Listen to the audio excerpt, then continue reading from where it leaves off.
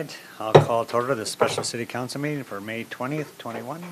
Everyone please rise for the Pledge of Allegiance. I pledge allegiance to the flag of the United States of America and to the republic for which it stands, one nation, under God, indivisible, with liberty and justice for all. Okay, roll call. Steve Cherney. Here. Kevin Kadada. Here. Tim Rude. Here. Cindy Fier. Here. And Scott Palava. Here. Okay, so before we get going, I understand we can return to normalcy, so masks are not required tonight. So that's a good thing, of course. Tonight's agenda has the one item that discussed the city's 2022 annual budget and the additions, deletions, and corrections to the agenda. Move to approve the agenda. Motion by Councilman Palava. Second. Second by Councilperson Fier. Any further discussion? All those in favor? Aye. Opposed? Motion carries. There are no minutes, no public hearings. Presentation of citizens' petitions and comments. Comments limited to 2 minutes. So if you're not on the agenda, now is your opportunity to speak. Okay, there is no consent agenda, nothing under old business. On to new business, discuss the city's 2022 annual budget. Mr. Erickson. Thank you, Mayor and members of the council. At the last meeting, staff was directed to compile some information to provide an update on the PD. So do that right now and answer any questions that the council may have. We had our pre-con yesterday morning, and we're presented the attached or on the table schedule. Looking at the temp fence and site clearing this week. Next week doing erosion control, digging footings, June 8th. The two major milestones that are of concern just due to, I don't even want to use the word COVID, but supply chain, what have you, is the precast, and they've got that anticipated for July and the first part of August, and the steel down into October is when they can get the steel. So that is really the two, I guess, things that are really gonna dictate what the schedule is. You know, I hope there's some fluff in here, but you know, if steel gets delayed another month, well, that's a big deal compared to getting the cabinets in or things like that. So because they can't do anything on the interior till the steel's erected and the roof's on and on the interior. So we did have our, like I said, our pre-con yesterday morning, and I think I was pretty blunt, stating the city's expectations that we didn't want to see a completion date. They are proposing as of now beginning of March as kind of the punch list and cleanup and move in. That the project was bid with the completion date towards the end of this year. We're at the pre-con, it's March. I said, what's to say this isn't June? I said, it needs to be March or sooner. So. Okay. Would you say that the architects and the contractors are putting forth a good faith effort? I would say that we still need to get some information to make financial decisions. Were you at the meeting? And what is your take on it? Well, as far as we didn't discuss any of the financial aspect of it. It was more of the timeline and in looking at the schedule, they were the way that they set it up. They provided themselves plenty of time to get everything done. And there could be times where two things could be getting done at the same time, but they're showing it only as one. So the timeline of as far as the work getting done is the issue. There should be no issue there. The supply is what we keep hearing about is they have no control over if they can get the materials here or whatever. It's, you know, outside factors, you know. They're already complaining that they lost money because they didn't get the precast ordered, or was it Steel. the steel? They didn't get that ordered in time. That was a $10,000 or $11,000 hit on their end. Well, it's too bad. You know? What was the bid award date? What was that? We awarded the contract, I believe, at the end of January. Would have been the January meeting, I believe. They did say they were able to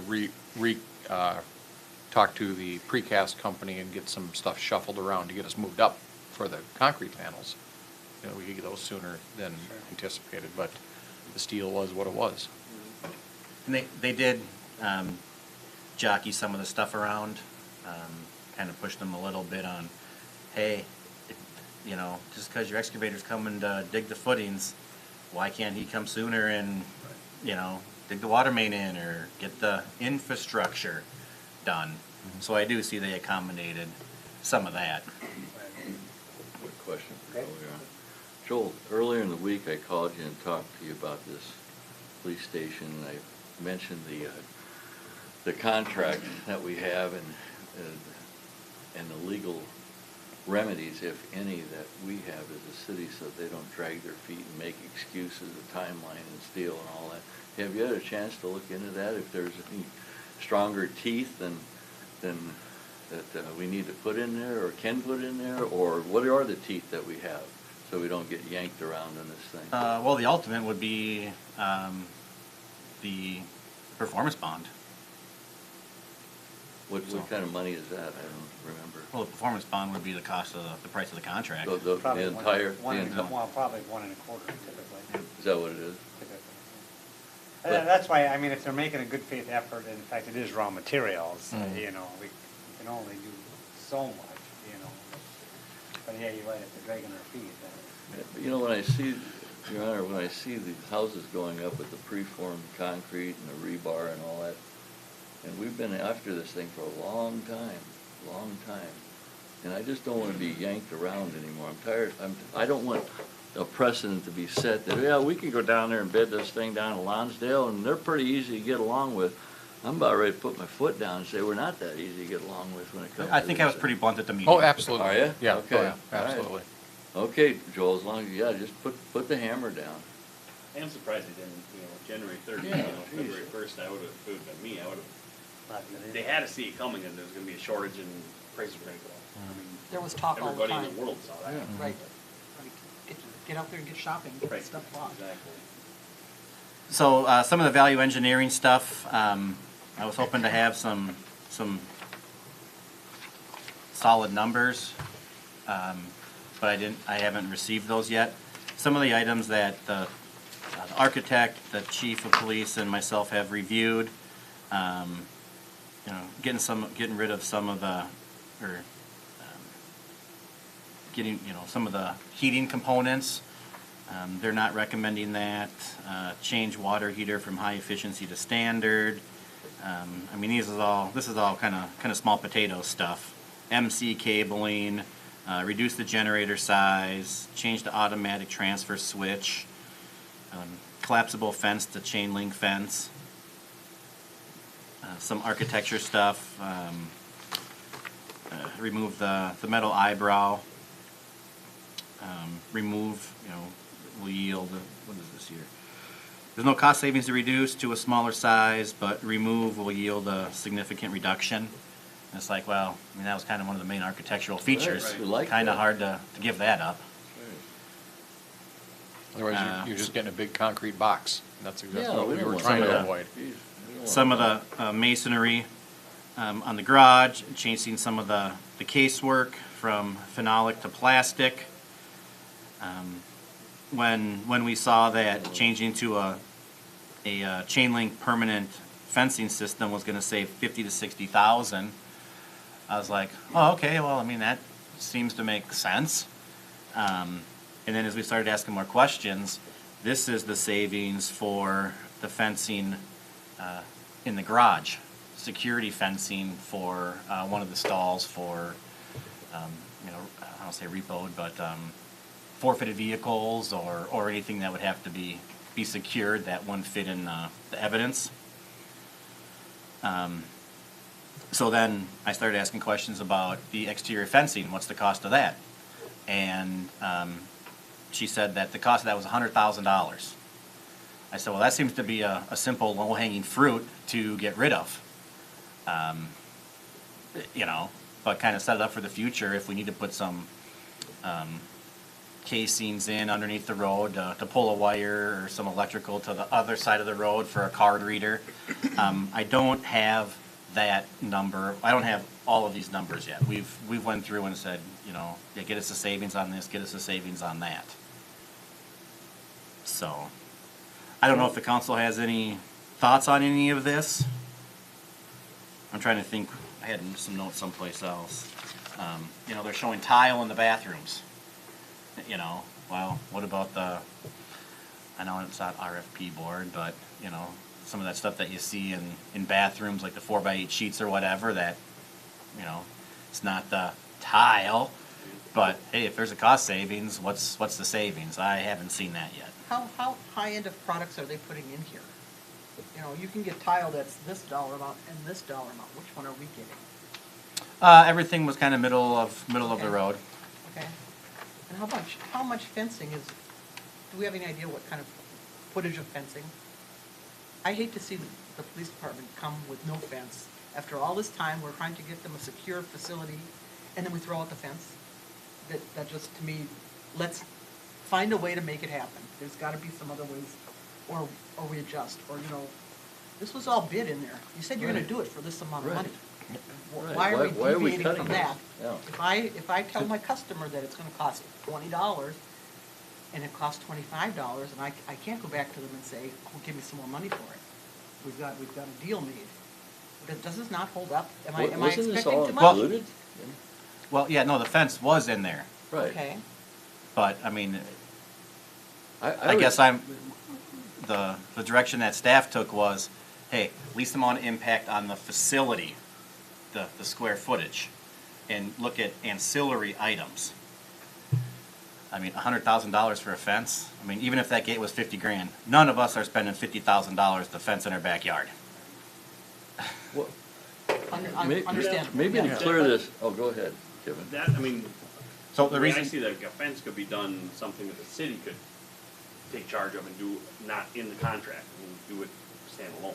You know, have a company come in for probably Some- $25,000 Well, and it's that's, done. yeah, I mean, that's what I'm kind of wondering, what kind of, how does this get so bloated up? Well, Right. I think, if I may, all these things we bid this baby. We've hashed this thing around, kicked it around, and I know you had a directive, Joel, but I think we ought to just table this stuff, and the directive would have been, hey, you guys anticipating anything here that you haven't thought of? And if you are, let's get it on the table right now. These things, I don't want to start cutting the eyebrow off the thing, or We're not. even going plastic, or, you know, the laminate. we're not, Versus. that wasn't our recommendation. Okay, well, whatever I'm seeing here, it says, change, what is it? Well, remove the metal eyebrow from the front of the building. There's no cost savings reduced. Okay, so there isn't. I don't know. To me, I support Cindy with respect to, my God, this thing was bid. If there's something that they're saying now, let's get it on the table and hash it around. But I don't think we should start cutting anything. Okay, Are I we think cut- there's a disconnect Then here I'm- because then I'm staff was disconnect. clearly Are we told cutting- are we to do cutting value something here? engineering and save money. Th- So I guess I need some better direction then as to what you guys are looking for. Well, I guess God, I must be misunderstanding I'm also. Then misunderstanding if something we too, asked then. for this list of things, and they said this is a dollar amount it costs, and we Right. will do it for this amount of Right. money, why are we not getting that? Right. You know, We are, but staff was directed to value engineer, so there's a savings to the city to reduce the construction cost from 2.3 to less than that. Well, my vote would All be this stuff was not to bid. do that. All this stuff is included in the bid. Okay, then So I, I think, just so we're clear, I think the only thing that you're proposing to not put at this time is the fence. Is that right? Correct, but then also, like the generator, you know, I don't know if it was designed to be oversized or for expansion or future additions, but yeah, they were directed to get a price on something that will that'll, power this facility. I think from what I'm hearing is, I think the council wants what we initially bid. And if we're concerned about the dollars, we would hold off on the fence and do that outside of the contract. Maybe you can save a bunch of money instead of inside the contract and markups and all that. Is that Well, I right? mean, especially if it is truly the $100,000, that's what. Well, it is, that's what the right? line item was, but then, why, I think we should be looking forward to put some casing underneath that access road. For sure, plan ahead, yes. So, Well, I'm under the impression that they're trying to divvy out what those Right. Right. what those costs are with their But even suppliers. at that, I would even say that, that's something that should be in the scope of the new construction. We're just, we're just the owners putting the fence in the yard, right. as the house is being built. Yeah. Kinda like we're doing in our budget with our furnitures and fixtures. We're not going through it's in our budget, but we're not going through, they're not Right. selling it to us. Right. We're buying it from somebody else. I think the concern, what Joel's been talking, it came in, over budget, and I think Joel has been trying to keep things on budget as much as he can. And I think this is basically what he's saying is as an option. I'm trying to think of what my neighbor paid when he had that done a couple of years ago, and it wasn't anywhere near that. And that was 2 moving gates and black vinyl and all that. And So- from what I would expect over Next the door, course of yeah. the year, if these raw materials, all this stuff continues to go up, I don't think you're done with the overages. That's what I was gonna ask. Are they anticipating any Right. major overages or? I said, don't come to me. And we even reiterated that to Wold. Yeah. What did she and say? I think she was very clear. 25% over that's what triggers the discussion on overages, but anything up to that I mean, point. But- Wold shouldn't be able to make a claim for overages either. Typically, they would do that. I already had that conversation with them when I was working on the contract, as far as whether or not to incorporate LDs, Right. Now's your chance. Don't come back to me ever again if you recommend no LDs. We're done. Right. Well, I think, Scott, you're the council liaison, what do you? Well, yeah, 'cause I wasn't, I was kind of hearsay about, I hadn't Sure. gotten to the reason behind it. I mean, I'm just afraid, hey, we'll put that to do something eventually. Well, that's where we are now with the PD. I mean, this is, That's right. since I moved to town, we've been talking about needing a new PD. So, we can't wait. If we're gonna do it, we need to do it as part of the project. Right. Just bid it, separately as so that, I wouldn't be in favor of eliminating the fence completely. I think that needs to be, So this is something that will go in at the end of the project? I guess my point is, Oh, yeah, can we leave it on the? would probably be one of the finishing Well, last my things point that is, got can we done. leave it on the table and see how whole thing progresses? Can we decide that in October, just to? Yeah, we were just, Well, that was I just don't wanna give directed, them the wiggle room, Your Honor, because they'll wiggle around that. They always will. I don't know what you. Well, what I mean, if we put it on the table as No, I something we wouldn't, can we take off. wouldn't, we wouldn't do anything. We'll just say build it, and then we can decide just ourselves. Oh, okay, if that's what you're saying. Yeah, Right, and if okay. everything's cool and we wanna put the fence in, like we planned. Okay, great. all right. And if we think it's over budget too much, or the fence is way high, and we get it for $25,000, then we'll just do it ourselves. Okay, all right. I think As long as that's it- all I'm saying, right? I Okay. do think it needs a fence. I agree too. Exactly, yeah. like I said, obviously the materials have gone up, but based off what the neighbor did, I wanna say it's probably $60,000. Well, I just had that size done and- at my place. It was, Yeah. 60 by, about 130 linear feet for $2,700. Yeah, but we're talking 8-foot Well, commercial. I know, but Yeah, just I to mean, give you a with perspective, closers so a you and double, roller, everything it's else. got, So you got double it. scanners, it's Yeah. got, Oh, push a scan. button to open the gate, okay. Yeah. Bring Yeah. that power to the other side for this card reader so that it senses a plow truck to get in. Okay. I mean, this isn't a residential backyard fence. Yeah, Right. yeah. A little different animal, but. So what I'm hearing from the council is no value engineering, and we'll just see how the project plays out. Yeah, that's what I'm saying. I mean, it would be nice to see if we, I would anticipate in the process of this thing, there will be some material upcharges. I really think that. Well, like, one of the items that, the collapsible fencing, versus, going to chain link inside the one stall. I know that was talked about, that can kind of be a pain in the butt. If you've got a chain link up there, because you lose the use of that stall for other things, it's like having a wall, And I did talk to the chief about that, if you did have to secure something for evidence, how would you do that if right now, how do you do that? Well, they put their, seals on it, and the vehicle is sealed. It's not, on all door seals and all that stuff, and they're not disturbed until, they're allowed to be. Is a fence gonna make that big of a difference? I don't. Are you able, like I said, as a council liaison, are you able to be involved during some of these decisions as it goes on in the process? I'd be willing to, yeah, I don't think we should not consider value engineering. Yeah. If we could save the city money, we should at least look at Yeah, it. yeah. And that could be something that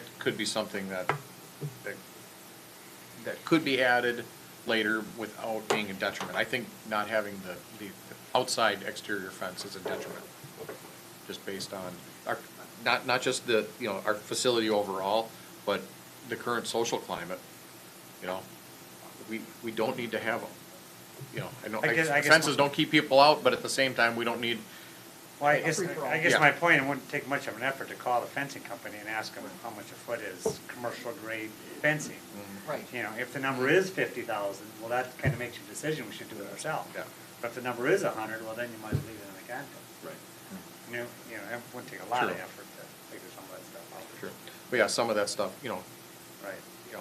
generator, size and, that sort of thing. I see where Joel was going with that. Now, we can reduce some of that, we can put it in other places, and we're. Well, in Yeah. fairness to Joe, we did tell them to look into Yeah. value engineering because we're concerned about the budgets, Your Honor, I want to talk to that for just a second. John, I need your help, possibly. I was under the impression, since we went out for multiple bids, or the architects did, went out for multiple bids, that process had value engineering in it when they're bidding these things. Now, John, being around this, when does that value engineering actually come into play? Is it when they're putting these bids out to us and we Correct. accept the bids? Mayor and council members, a lot of times value engineering happens after they have the contract. After they have it? Yep. And there's design-build projects that have value engineering built in. Okay. But a lot of the standard building contracts, it's something that happens that you do with the contractor once the contract is awarded. Once See, it's under- awarded? Under Okay. MnDOT bid environment, Mhm. typically a value engineering, like John said, is after the contract. And then the savings is typically shared between the Both contractor parties. and, Yep. right, and that's incentive to do value. Mm-hmm, mm-hmm. And I think, maybe, I don't know if it's in Joel one, anyway, Okay, thanks, John. there's a MnDOT itemized the whole process for value. And I think, we did charge Joel with that task to look into things like that just because of the budget. But, I do recall that, but I think, I don't want to say blindsided, but it's been, we had it in our mind, it was bid, it was done. Why This is what we're yeah, having. it's, why are we revisiting it, and that's, I do remember But that. So as the project goes, the subs can bring value engineering to the table too, and say, we can do it this way, same Right. outcome, but it's $10,000 cheaper, than the route you wanna go. Right. Without giving up our standard? Right. Exactly. Okay. Right. But conversely, like we just talked about, I think you're gonna have potential upcharges or change orders along the way. That's kind of typical in the building, And even the plumber said right now, they were waiting for the final drawings or whatever, so they can order fixtures and stuff, which he said are 3 months. He's already anticipating delay, Right. delays like that. It's just not a good time to build buildings or houses, or, look at vehicles. Can't even get 'em. Right, you can't get a pickup. Yeah. So anyway, I think we should, kind of stay focused on the money, of course, and like, I guess what the council was saying, that we don't want to cut really anything that we bid, certainly don't want to cut quality and that kind of stuff. And I guess if you're able to be involved too, Scott, then you can relay that. All right? Perfect, yeah. Okay. Is the contract date acceptable? I don't think we're gonna have much choice until we see when the steel comes. You know, if we can put the screws to them on that end, once the steel gets here, then we can maybe tighten the schedule up after that if it's a little early. But, you know, until that, we don't know when that actually will be here. I guess that goes back to my point, if they're acting in good faith, if, for example, he said we awarded the contract in January, Right. nobody did anything until May, Right. Yeah. you know, they kind of brought that on themselves, you know, but, you know. I mean, obviously it'd be nicer to have done sooner than later. But also, we Wanna shouldn't make sure bear the everyone brunt knows. of their poor Right. planning. If that's, Well, that's why I'd like to know if there's any penalties that can be assessed to no, these folks. there's no LDs, What is an LD? liquidated damages. Should there be? Can we put The it, architect recommended no. they recommended no, okay? That's why I called Wold and said, are you gonna charge us more? You know, I know. think a little bit of a fallacy in this whole thing, and all the architects did the same thing. They all basically told us, well, we can build it for this. Yeah, And, then boom, yeah. you know, I don't know. Yeah, the only one that was apprehensive, it was on the timeline. Right. It wasn't on the price. Right, right, And even before COVID, the price was right, right. through the roof. So you know, just, I suppose, do the best you can, you know. I don't think we wanna go any later than this for timeline. No. It'll be enclosed before it freezes up, is that basically what it's saying? I even asked about that, are we gonna get charged, winter charges? And he said no. Make sure you have all that in writing, Joel. Because if you have steel Well, erection. Even if it's in writing, he's still gonna say, well. Yeah, but I mean, we can go back and just, hey, Jack, you told me. Okay. So, yeah, even at this schedule, you're looking at the outside framing and the roof at, what, Halloween, you know? I'd be cutting it pretty thin.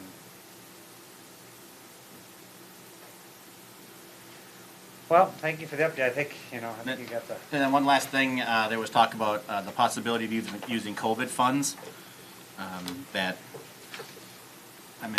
we're supposed to be receiving here this summer. The attorney says you just have to point to a connection to COVID mitigation. So I guess we'll look at that and see what we can come up with. Yeah, I suppose you can't make the argument that, the pricing is correlated to the COVID, to the whole pandemic. There you go. Good idea. I didn't see anything about that. I wonder if that could be researched. It seems like you got quite a bit of money. Even if you could round up $100,000 or something. I've read it and I didn't see that in there. I know time, basically, it's not like a house where it's construction loan where it costs more money as we're building it on the loan portion of it. But is it any value to not having it done by March 6th because of COVID delays? Can we put a number to that? Say it was delayed because of this and. Unless you had any, incurred any construction cost increases. I I think suppose it- your loss yeah. is, additional utilities at the current PD that we wouldn't have had if we were moved in. I think basically what we're asking, maybe check with the league or do some more research to see if there's any opportunities at all. That's why I just asked the attorney. Yeah. Give me a legal opinion. What can I do, what can't I do? Well- The league doesn't, actually, all the information is from the league. So, and I said it on a webinar yesterday, and all they know is we're gonna have reporting. That's all they know. I talked to the director of IT for the city of Cottage Grove about COVID, because I was concerned about it. It's amazing what they come up with as a city, what they spend money on over there. Right. So I I'd recommend we do some research on this. I Your think Honor. I agree with that. I think there's opportunity. I do out there. too. Yeah. Gotta keep hunting it up a little. Well, we were also creative in spending our money too. We thought outside the box and radios and Well, let's keep stuff it for going then. Let's- One Public Works, one Fire big- Department, our building permit software. One of our big So it's not like things we're just, in building this facility is because of the poor air quality in that. There's no way to improve the air quality in that building. So that in itself is it's a high turnover or low turnover area. So that in HVAC itself, hours. yeah.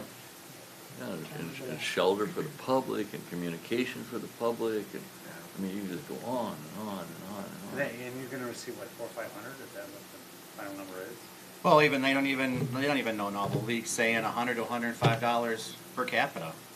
I mean, we were supposed to get the money June 9th. They don't know when we're gonna get it. I'm saying August. I mean, $6 trillion, and let's figure it out after. Right. You know, you gotta pass the bill to know what's in it. Okay, well, I think that's kinda, you know, what we're, do the best you can researching that. Keep us updated. Kind of stinks that it's kind of a little hairball right from the start. You know, that we really roll. It's a happy meal, you don't know what the toy is until after you get it. Right. It'll get better as it gets into it. Yeah, sure. Okay, anybody else, questions on this? No, thank you. Thanks.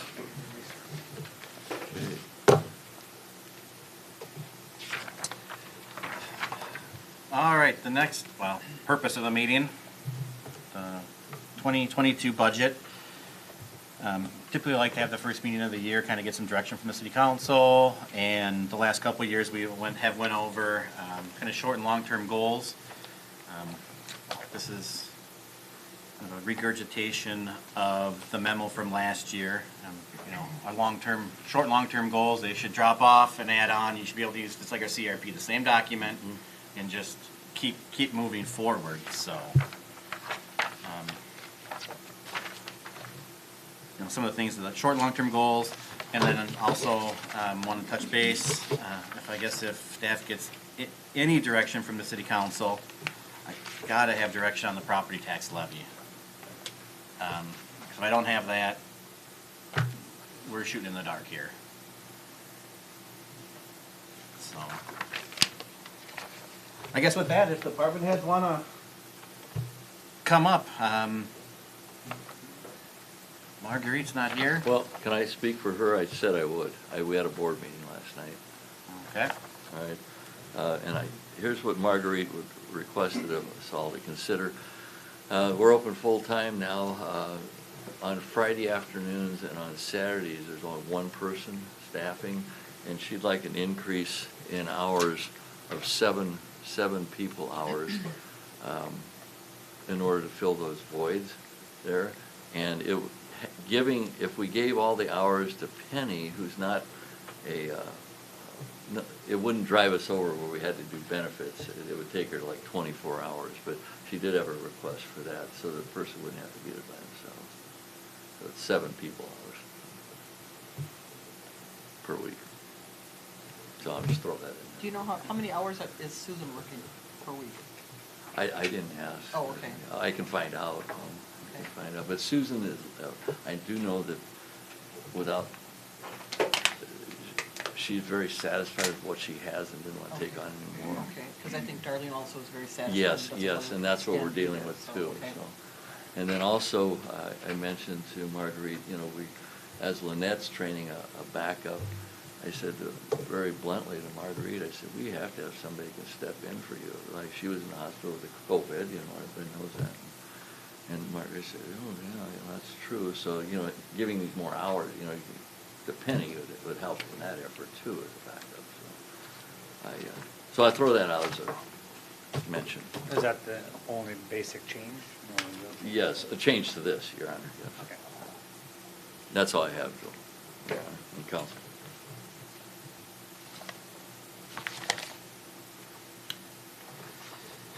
And that, Welcome. Did you see how short that, did you see how short that library presentation was? Yeah, I have lots of notes on there. I'm thinking maybe I should just throw these out the door. No, I'm just teasing. Go ahead. Well, thank you, Mayor, City Council. Good evening. All right, so yeah, I do have a lot of things from last year that have kind of stayed the same, but diminishing aesthetics have been kind of going on. So I'm just going to start off with the top of the list. My goal of the margins, 25%. They have been, like 23.9 last year. January to April this year, they were 24.68. Currently, as of this date, they're 24.8. So there are two ways I can increase margins that I've been working on. And the first way is I went through all my inventory January and February, adjusted the prices, adjusted my markups, stay on top of that with every invoice, have, you know, trained Jessica to do that. So when I'm not there, she's taking invoices in, check every item. If it goes up, address it immediately. So she knows how to do that. So we're on top of that. In 2020, I don't even want to talk about it, but we were so busy, things kind of got behind. So I lacked that just because it was just so busy, and short-staffed. Maybe you come to that, but how do you, forecast correlated to the, when you're back to normalcy? Is that possible, or? Just forecast it. No, I kind of take every day at a time. That's how I was getting through all of the COVID crisis. Was just one day at a time. You really didn't know in my business what to expect. Right. Busy days, whatever. But I was hearing your pain about shortages on things. So the beer, they have problems with aluminum cans. So my market is still not stable. So you kind of have to buy up when they know you have it, that I can get it. Because I remember last summer I was 3 months without Coors Light in my building. Yeah. So I'm a little bit more on top of that because we had no idea to expect those kinds of shortages. Right. So they're just unknown and it just happens whenever. So I've seen that in some liquor, especially imports. Things are getting tied up on, in customs, not coming over, country lines versus state lines. So I've seen that as well. I mean, it's probably not a big deal as, steel being, construction, but, For some people it but is. well, when you're out of something for a long time, they get real irritated with you. But, there's nothing we can do about that. But the market is starting to stabilize, but I am going to forecast that this summer they will probably start running short on beer just because beverage consumption does go up in the summer. And they're still not quite able to keep up, so I kind of forecast beer shortages this year. So, Well, and unfortunately, this plays into your overhead. yes. So, as we're trying to keep the overhead down, Yep. So it works that's against the you. same way is what I've learned is take advantage of the sales they have. So I'm buying more in bulk. It lasts longer, making more money on it, gross margins go up. But in that effect, my inventory goes up. So that battle is always there too. So, but something that the MMBA, which is the Minnesota Municipal Beverage Association, they started doing special buys with different vendors, and they kind of go to bat for you and say, okay, with Southern, we're going to have this great deal on Windsor. It's going to, be $10 off a case, blah, blah, blah. You can buy case 1 or 10 cases or 20 cases, whatever you want. So the amount is less. So I don't have to commit to 25 to 50 cases at a time. So I've been taking advantage of those cases and those deals with the MMBA. So that's been something kind of new over the last year that they've been doing that has really helped me as well. So my job is more money in the bank, and that's my focus. I'm kind of like lasered in this year as how to put more money in the bank, just for my store, for the city, for whatever needs that we need. So, any questions on margins and things like that? So the forecasted revenue, are we Oh, my expect- revenue. Yeah. So, you're not going to see numbers, I don't think, like we did last year. But I am probably 23% over 2019 numbers, so I'm in that nice middle, right in there. So, I see, I always want to see like at least a 10% increase each year. Right. So, I'm kind of right there in that nice sweet spot. So, already, usually in the liquor business, your first quarter is kind of your loss, but I have made a profit every month, at least $10,000. And that's kind of unheard of in the first quarter, but it kind of seems like my profits are, up. So that's exciting to see. So I'm hoping, what were we up to, already 116% for my profit for what I budgeted last year. I think it was something like that. Yeah, that sounds about right. So I'm going to just assume that this year is going to be good. Yep. So Okay. I don't foresee any crashing unless I don't get any product in that nobody wants, and it's so sparse that I just don't think that's gonna happen. I think we're gonna have another strong year. All right, so on to the next, increased maintenance in general. My store is now 15 years old, and you can kind of see the wear and tear, especially outside landscaping. So this year, one of my goals is to get a bunch of bids on landscaping. I think the whole outside needs to just get ripped out, redone, things like that. Me and Russ walked around the building, has seen some buildings on the stucco on the top. I don't know if it's from rain or hail or ice, something, there's missing little grooves, so I need to get bids on, or have contacts to see, well, how do you fix that? Otherwise, the outside, besides landscaping and just some aesthetics, is all right at this time.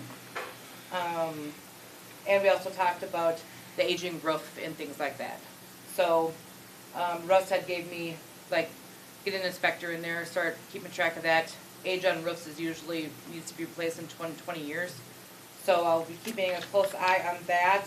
Also, like the AC and furnace and my cooler condenser units on my rooftop. I do get those inspected yearly. So far, cross my fingers, those are all been working pretty good. And that's about it for general maintenance. For this year, although, oh no, my shelving started to fall apart. And the boys came in and drilled it all together. So my main goal this year is to get better shelving, some heavy duty racks for all my craft beer, and all my imports inside there. So they are hopefully going to last longer than I am there. So it can last past my retirement, so I don't have to worry about it. When is that? Hmm? Do we know when that is? Well, it's a ways away, Oh, but okay. these should last longer than me. Okay. That's my goal. So we will be putting a little bit more money into that cooler for that reason, because beer that's falling over is not a fun day. Craft beer still a big thing? Yes. The biggest thing right now that has grown is the seltzer category. So I went from 1 door to 4 this year. Really? So I kind of feel, I don't think that this craze is going to last forever, but I kind of feel like 5 years, you can usually see trends kind of going away. I don't think it'll take 5 years to just be down to like White Claw, Truly, Bud Light, and all the 40 other ones that are making craft, or the seltzers. They will probably not make it. So I can maybe shrink that down. So Well, what is the most popular beer? Busch Light. Busch Light. Yes. By far, even in the winter, I was buying like probably 2 pallets a week. And in the summer, I'll be doing like 4 a week probably. So, yeah. So obviously, things that are on my mind and what I've been passionate about since day one is just making money, giving back to the community. We did that, the Trinchka Park. We have it on here, the PD facility, equipment, etc.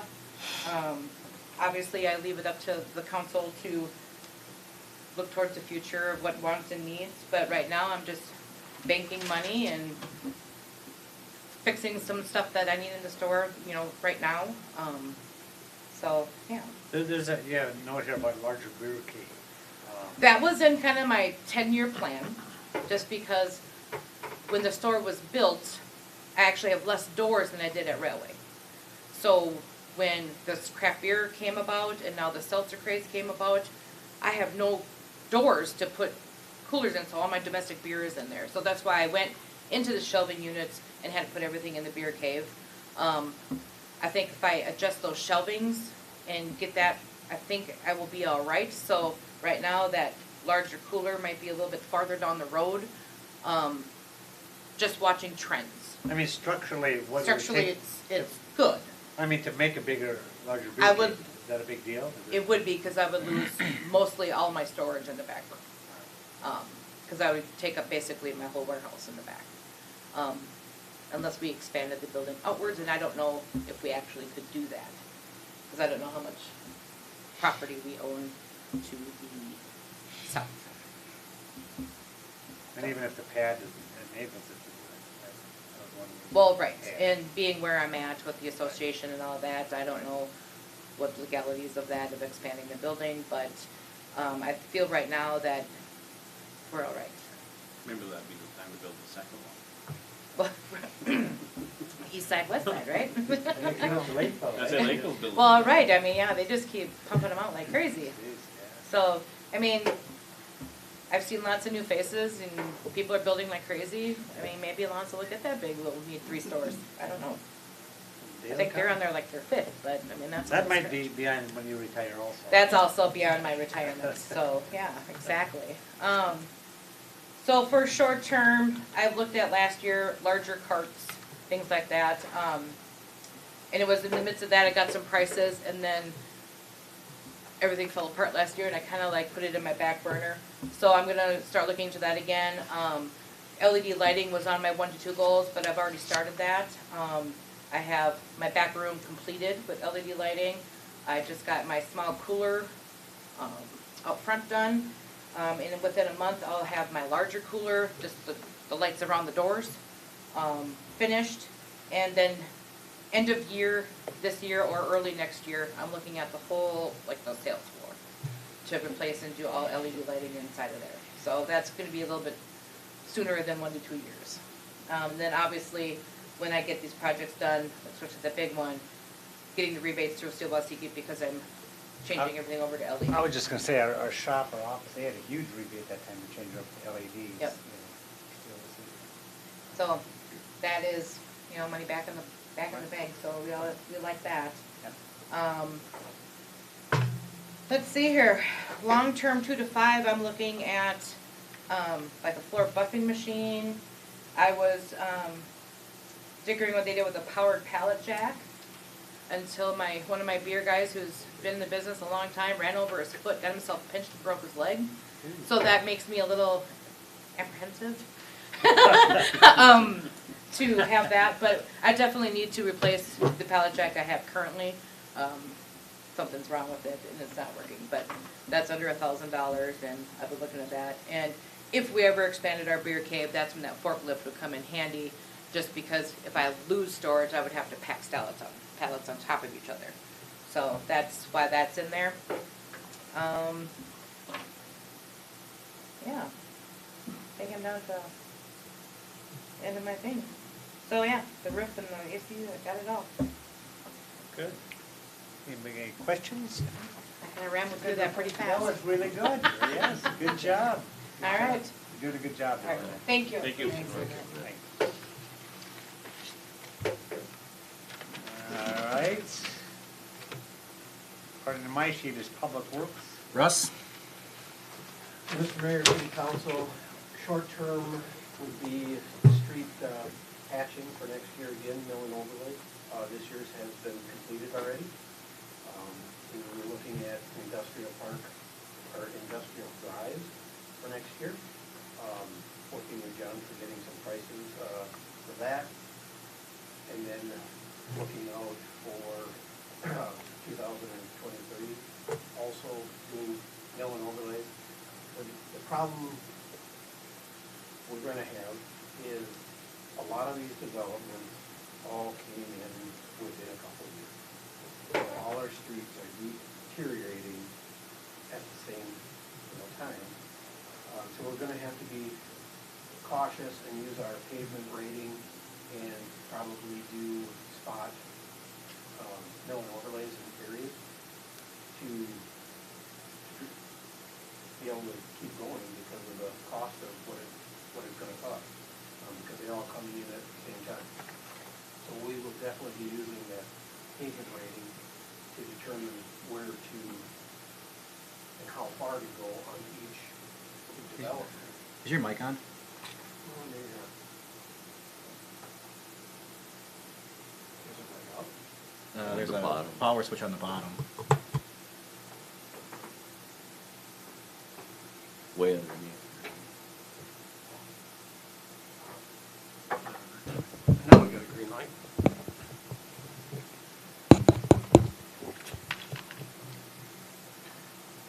So that is kind of the streets. Equipment, I talked to truck manufacturer and the equipment people, and they're looking at anything you would purchase is 30 days out, or 30 weeks out already. Prices are inflating just like everything else, steel.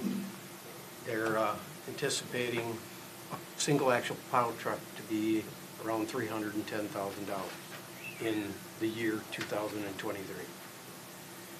So our 83,000 budgeted, we're gonna have to add another year on to get to that point, to have that new plow truck. So that's gonna stretch us out another year on that. Street sweepers, same situation.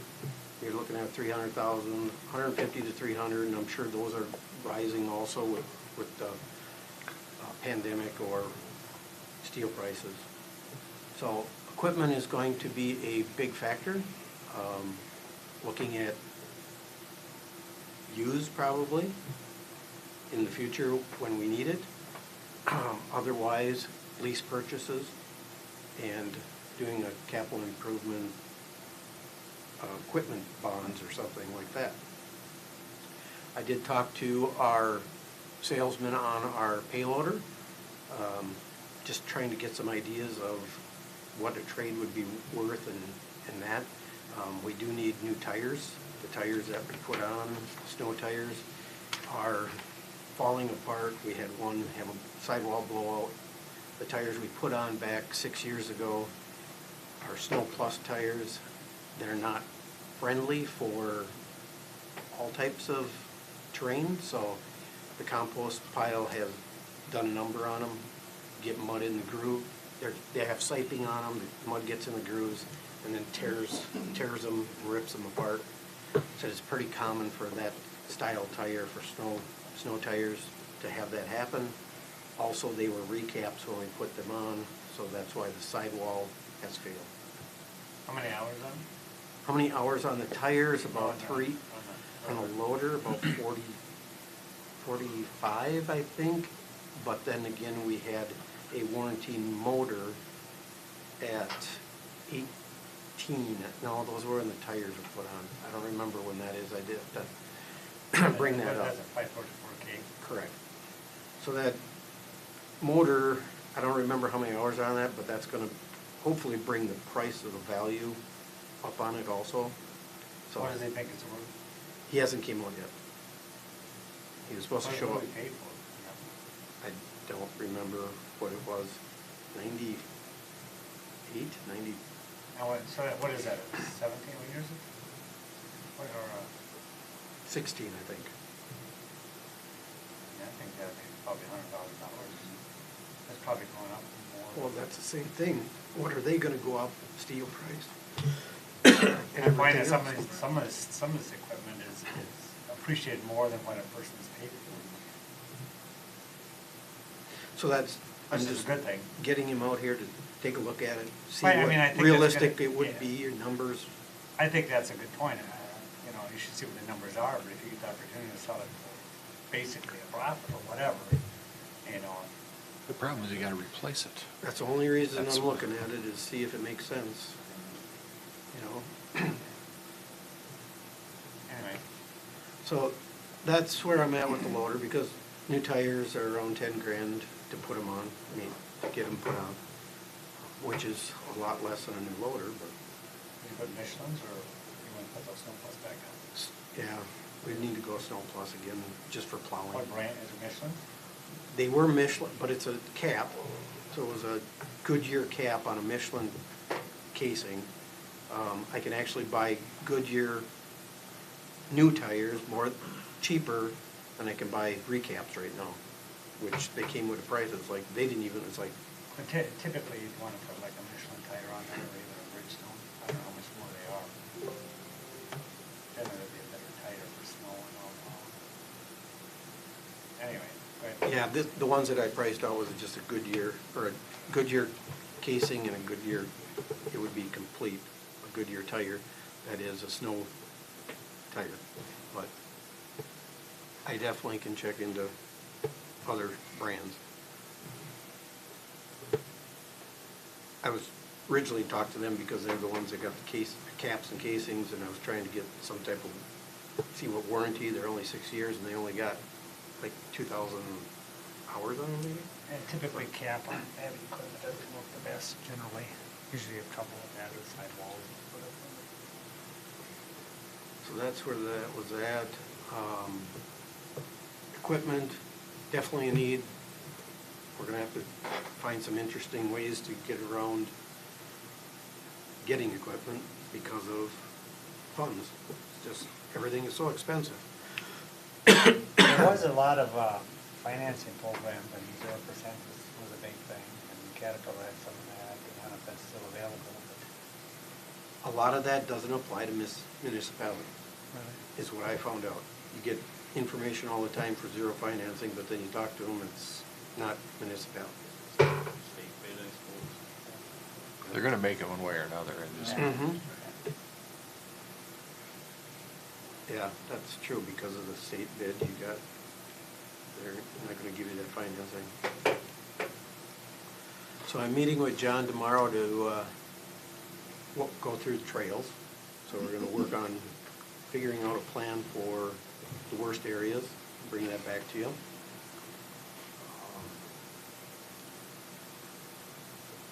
Street improvements, hopefully, at least next year, I would definitely like to see a reconstruct on the north portion of what we're doing now and finish that up. And then we'll have to see if we can take a break and maybe do some more mill and overlays on some of these deteriorating streets. Every year, every winter seems to change what you think from fall or the summer before, depending on weather conditions and frost, what kind of damage there's going to be done. I'm going to be bringing to council the next meeting the dogwood project that we are going to do a patch on. The funds that we saved on the tile job and industrial park, there were some funds saved from what was budgeted. We should have enough money in the budget to mill and overlay the section of dogwood. And it also extended from 120 feet to about 380 feet, 90 feet, just because of weather conditions throughout the winter. So that'll be coming to council at the next meeting to look at. We should have funds saved from other projects that we saved money on this year. There's a lot of stuff with the streets and parks. I mean, there's using the index, pavement index is where we're gonna have to follow. And are there any of the COVID dollars applicable to any of your items, public works or parks or? we're gonna have to research that. I mean, There's not. Well, but the kids on skateboards don't wanna, more That's kids right. using That's the road exactly with right, their yeah. skateboards. I sure wish we could use it for next That's good, Kevin. expansion for our office or for distancing, how you can utilize that. I don't know. That'd be talking to the attorney. Facilities, we're running out of room also. That shouldn't be an issue, you can't get any more trucks to put in there. Well, that's true too. Problem solved. You got them all figured out there, don't Hey, you? No, it's a shame, all the back ordering and how far lead times everything needs now. It's really frustrating. And then people are working from home, so billing and shipping and everything is so screwed up. Okay, anything else? I'll be bringing more towards, as we go on. But like Joe said, we need some direction because we know there's a big ticket to pay for. Okay, thank you, sir. Russ, or I can just ask Russ. Russ, do you have an equipment budget and then maybe a budget for fuel and a budget. Do you have it broken out, or is it just one big department budget? I don't remember how that looked. Everything has a line item. a line Everything item does have a budget. line Yep. item. Every vehicle? No, Or- equipment, streets, Oh, so it, okay. yep. Yeah, Joe used to write that too. Yeah, I just couldn't remember. It Yep. wasn't before. So, All right, thank you. yep. Chemicals, Chemi- there's a yeah, line yeah. item for every For every item. Yep. item. Okay, good. Thank you. Mr. Powell? Mayor and council members, just to continue on the facility space needs, if you're looking at getting a building even for cold storage, the price of that's probably gone up 25% in the past year. I was just looking at that option for another community, and nothing's getting cheaper, and a lot of it's jumping up quite a bit. So, our capital improvement program, using our PCI, so what was in the packet is through 2025, so typically, we have set up these phased areas, assuming a $2 million all-in budget. That's hard costs, construction costs, and soft costs. So what we'll do is we'll take this and we'll identify a 2026 project, just so it's in here. Obviously, all these are acted on. You have to decide whether to move forward, or if you pause, or if you take 1 year and just try and focus on mill and overlay projects that year. That could be an option. So we will do that, but looking ahead to next year, as you may recall, we did the 3rd and 4th Avenue together in the same feasibility report. So we're doing the south half this year, and logically the north half would be next year. We did that because County Road 4 is going to be reconstructed next year also, and we just wanted 1 year of construction disruption. So what we'll do, as noted in the agenda here, as far as proceeding in June, what we'll come back with is a small budget just to update and repackage that feasibility report information for a 2022 project. And then we would start moving forward with that if the council decides to move forward. We have a little more flexibility schedule-wise because we did all the topographic surveys, we did all the borings, we have a lot of that background information already. Normally, we'd be going out and gathering that in the summertime, but we have a lot of that already, so that gives us a little time. If you delay action on initiating the feasibility, we can still meet our typical schedule. I would echo what Russ said about the streets all hitting about the same age. You know, we've done kind of the older part of town, we've identified kind of the worst areas, the alleys.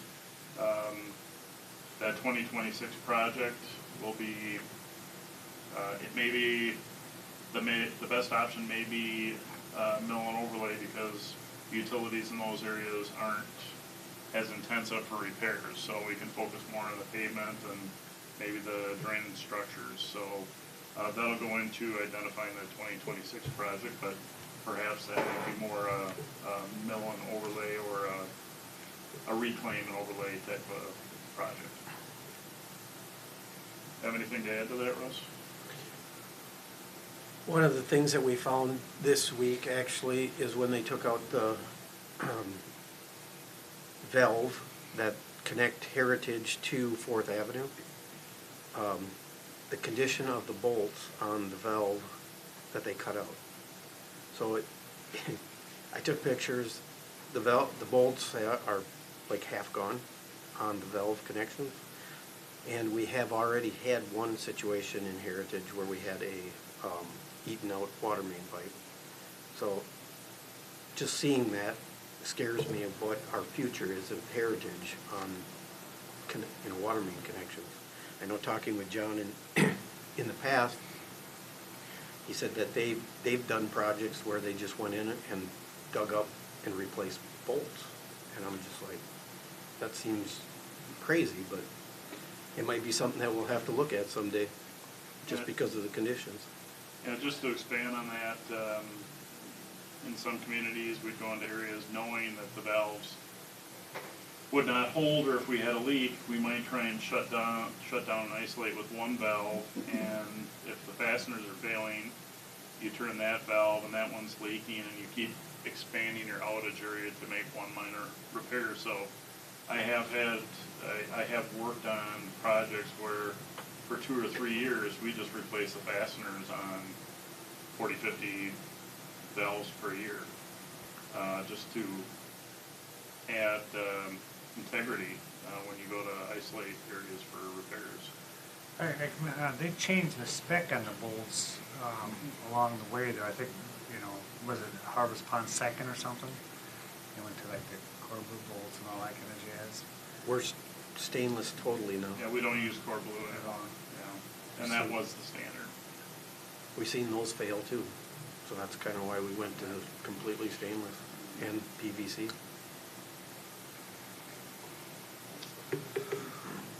Okay, anything else? Looks like Police Chief Jason Schmitz is up for that. Welcome, sir. Thank you, Mayor, members of the council. Basically, short term, we're obviously on a 2-year squad replacement, which is, we're due in 2022 for a new squad. Some of the other things we were looking at are kind of somewhat into this new facility that's being built. Body cameras, because of the whole camera system, or not, I shouldn't say the whole camera system. The camera system for the interview rooms is going to be through WatchGuard, which is kind of which is our squad cameras are the same WatchGuard, and then the body cams, so we have all one system.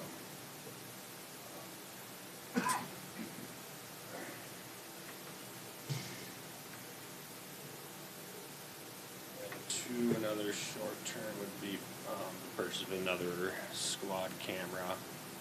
We're currently up to 4 squads. 3 of them currently have a newer WatchGuard system. The 4th one is running the old camera system. So, for long term, looking at adding another full-time officer.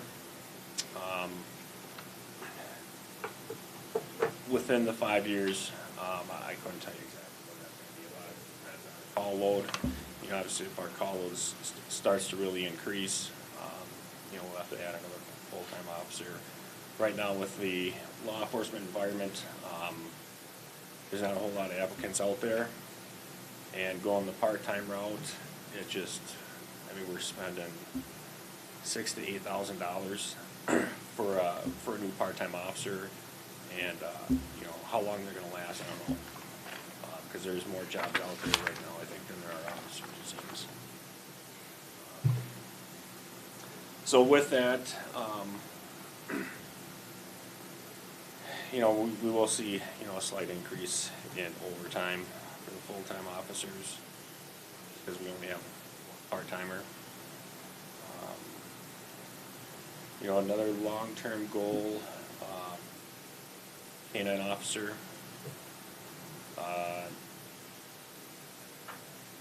Which would be for narcotics, search, and bite. And that's about it. Do you think paying overtime is financially more advantageous versus staffing somebody full-time?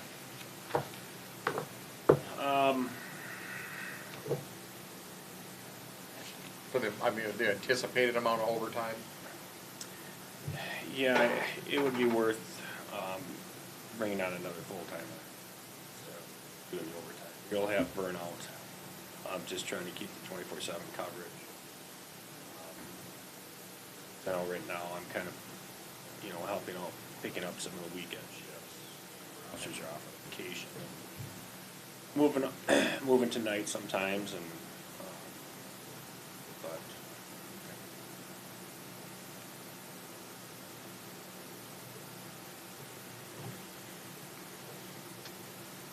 Okay, questions? Thank you, sir. thank you. Well, I I get one other thing on the police department, I suppose. So the Lonsdale food shelf is going to work out lease with Columbia Church. And I don't, somewhere along the line, obviously it's not imminent, but we'll have to get a plan of attack for the old building. Maybe during the course of the summer with the budget meetings. Aware of that. Okay, thank you. What do we got next then? Parks and Rec, Ben and Russ? Sure. Triska Park, parking lot, of course, will be, is currently being worked on and will be finished up here this late spring, early summer.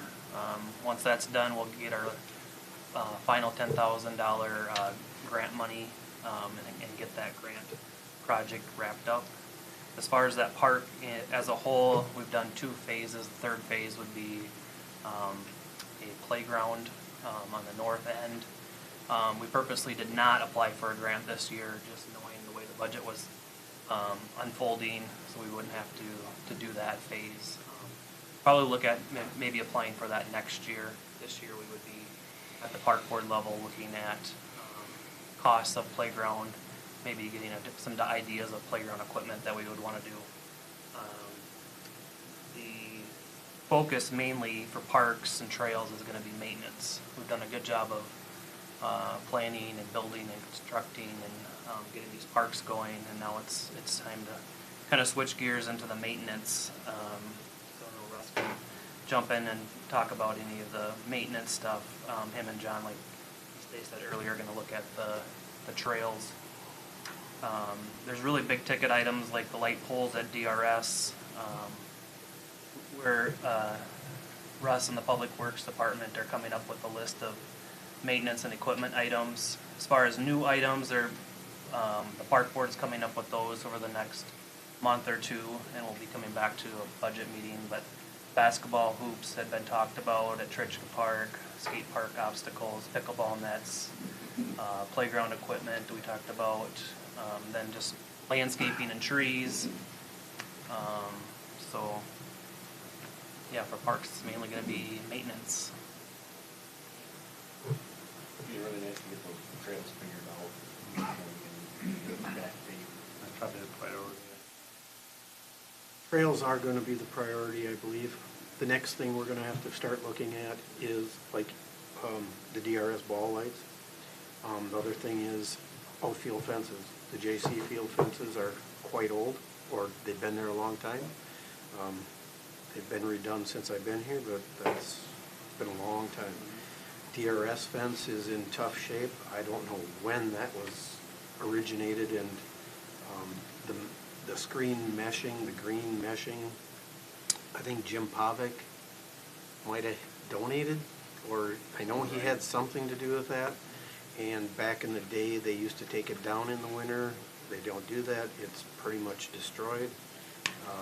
So the DRS field used to be a lot less maintenance because there was a group of people that back in the day took care of it, a lot of it. Every year we're doing more and more to that field, which I foresee it going to be taken over eventually completely by Public Works, I would say. Just the way it is, which is fine, it's a city park, so, but we're just gonna have to start budgeting for more down there than what we have in the past, because a lot of times money came in from their concessions or other things, which I don't think is as lucrative anymore either. Some of those bigger ticket items, in the past, they have, like I said, contributed to, and I think if that's a need, I think that would have to get looked at again. Yep. And I don't know if they have meetings or how they go about that, but I would definitely want be involved with a contact if to put together what their thoughts are also, what they need down there. I can see things, but I don't know what their priorities are. The landscaping at the DRS, the timbers that were from the railroad bridge, I believe, that we worked when we did the grandstand. We reused them and built the staircase there. Those are starting to rot, which, Yeah, those are bad. Some of them actually become dangerous. There was some spikes and stuff. yep, so we've had to grind off or pull spikes out and change stuff around there. Right. So that's gonna be in a need very soon also. If we're gonna concrete steps, or if we're going to put pavers in, or how we're gonna go about doing that. So that's something that we definitely need to start looking at the DRS. Our park equipment is getting old, but it's in good shape. Kids may be getting sick of the same stuff, but I don't know what you would do with that.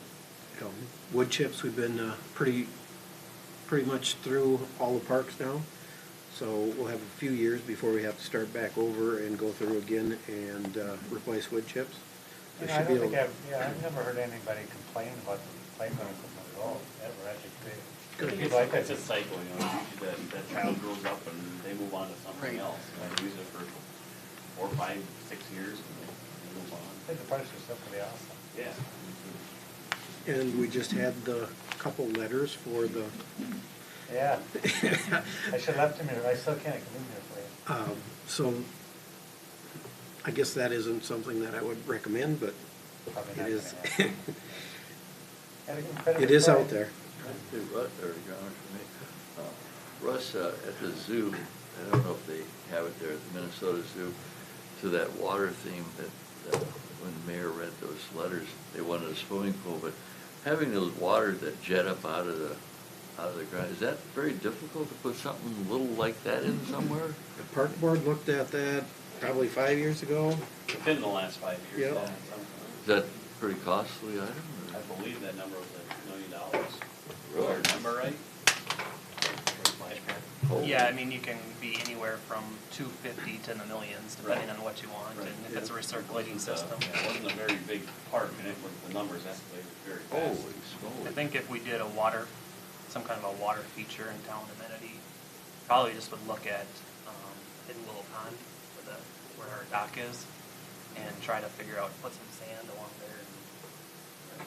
The only thing is kind of access to get down there. That might be the cheapest way to get a water amenity. Or put chlorine and treat the park. Exactly. Good idea, good idea. There you go, kids. They actually reclaimed that in Faribault at 1.2. Remember that white sands or whatever that was? Now it's Dog Park. Yeah. That was the sand Yeah. pond filled. Yeah. That happened to us in Burnsville, when we put that Heart of the City Park in there, and folks were using it, so we had to shut it out and chlorinate the whole thing. It was a huge expense to do that. But, any water draws, folks. Sure. Yes. Okay, Okay. thank you for that. On to planning and zoning, Mr. Baker. A lot of planning and zoning is just some software stuff. The GIS data link has been up and going. It's probably 15 to 20% used by planning and zoning, and the rest of it, 80% or so, is public works. So Joe and Russ have been doing a good job along with John and his crew at WSB, getting the data link updated and getting our maps up to date. I got to see that today. Joe showed me that. I don't know if you guys have seen that, but pulled it up on his phone and they're jetting sewers. And it was, I mean, all the different things that are on that, it's, you know, it's got, yeah, everything you need to see. We're adding to it all the time. You're finding things all the time. to add to it. Yep. We are scheduled next week to meet with the gentleman from WSB to do some more updates to it. So every couple months, we try to get together and spend a half a day or more to find and redo manholes. Earlier this spring, we got equipment from WSB, and we went out ourselves and surveyed everything in the southwest. So now we're reconnecting the lines to where actually the manholes are and where the storm sewer catch basins are, because a lot of that didn't have as-built plans. So everything shifted, everything moved, so now we're working to get the lines in the right positions. And as we speak, I sent more plans with John tonight to add into there. And I returned a bunch to him, so it's, We're swapping plans to get into the data link so that we can have it as accurate as possible.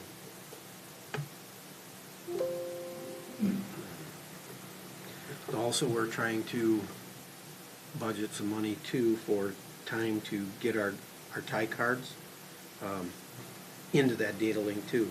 So not only will you be able to pull up property, you'll be able to pull up where our drawings were when the sewer and water was installed to the property, the ties from the house to where the curb stops are. So that's got to be added into this whole system also, instead of 6 file cabinets that we have in our office.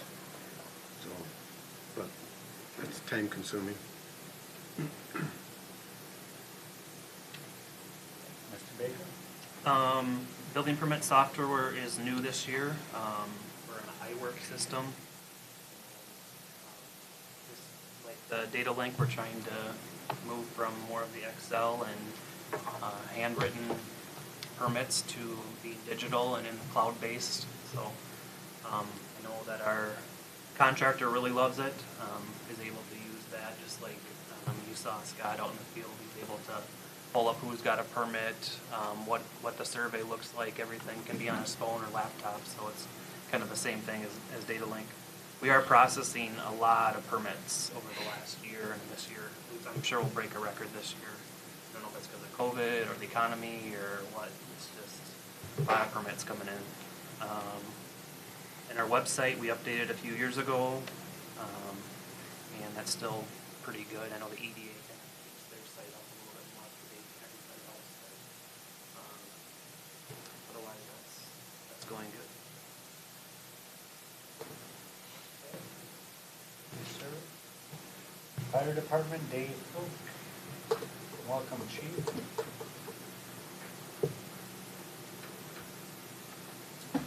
Good evening, Mayor and council members.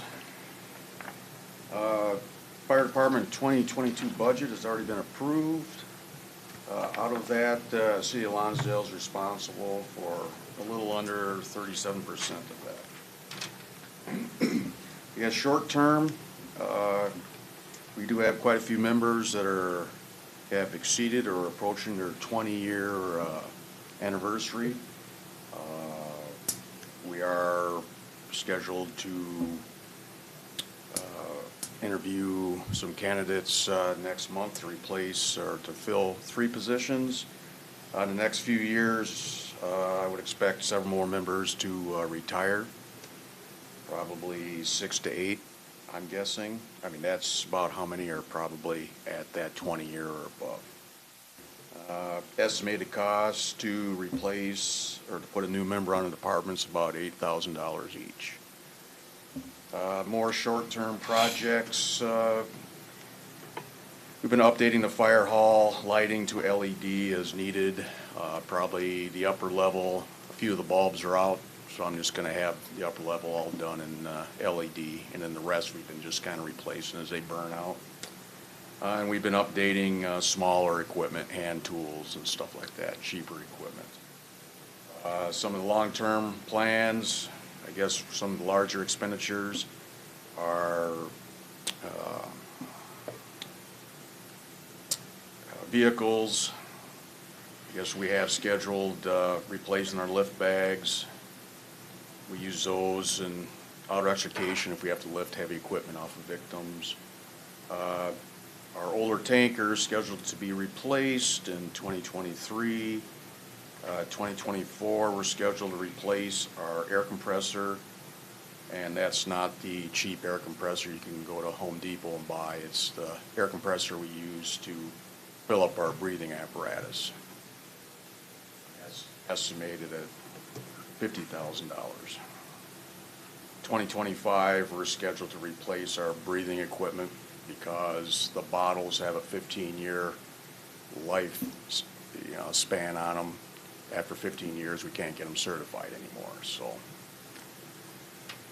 And we're scheduled in 2026 to replace our mainline pump truck. And these items have already been factored into our capital outlay program in our 2022 budget. Some of the other longer-term things, replace our UTV, our 6x6, replace our thermal camera. We have our 3,000-gallon tanker. It's getting up there in age. We're going to have to look at replacing that. Our 2 grass rigs and our aerial truck will need to be replaced or refurbished. I guess another thing that's been kind of happening is an increase in call volume over the past couple of years. I know last year we had 395, which is a record for us. This year, as of May 19th, we've had 175 calls. This time last year, we had 160. 2019, we had 336, 18, 345, 17, 278. So we've been slowly kind of increasing our call volume. I think a lot of that is increase in population. We've been seeing a lot of mental health calls lately too. I don't know if that's COVID related or not, but the last few years we've been seeing an increase in that.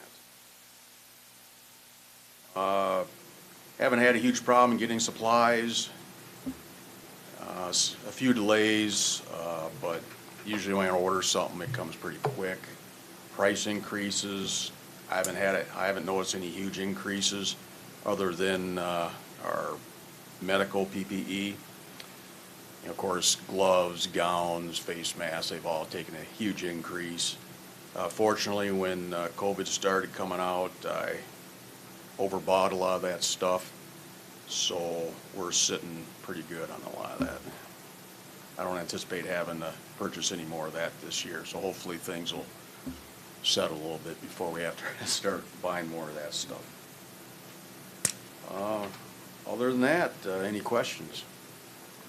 No, it sounds like you got the town board, all the various town boards. All Yep, they are all on board, and they've always been very supportive of us, so. As I mentioned before, I mean, I think it's excellent to have that capital outlay program. I think so too. It's easier to collect the money slowly than to hit them with a $400,000 bill that's due in 30 days. Right, exactly, exactly. I think they appreciate it too, and I've heard some feedback too with, they like to be able to plan long-term on what they're gonna end up having to pay, so. Chief, did you want to plug the dinner this Saturday? Pork chop dinner this Saturday, starting at 5. We need a ticket. See Russ. You can get, yes. Just see me. Yeah, I see. Yeah, you can talk to one of the firefighters or whatever, but it's going to be kind of a drive-through deal, and Well, we got the Farmington family coming, so we're ready. good. They're talking a nice day. It's supposed to get a little hot and humid, but other than that, Okay, thanks. all right. Thank you, sir. Thank you. All right, we're down to the cleanup hitter. Well, as far as administration, we did a remodel in 2019. It didn't provide any additional space, but brought the facility to where it should have been probably 20 years ago when the city purchased this facility. New windows are needed. I know several over the winter have rotted out, so they're going to have to get replaced. So we'll be working on that. Everyone knows that HVAC in here has been an issue from day one. So we'll be having to figure out something with that. I think it's 75 upstairs, and Tammy's wearing a jacket down here. Yeah. I won't pick on you, Andrea and Tim are too. I mean, something. I'm old. So.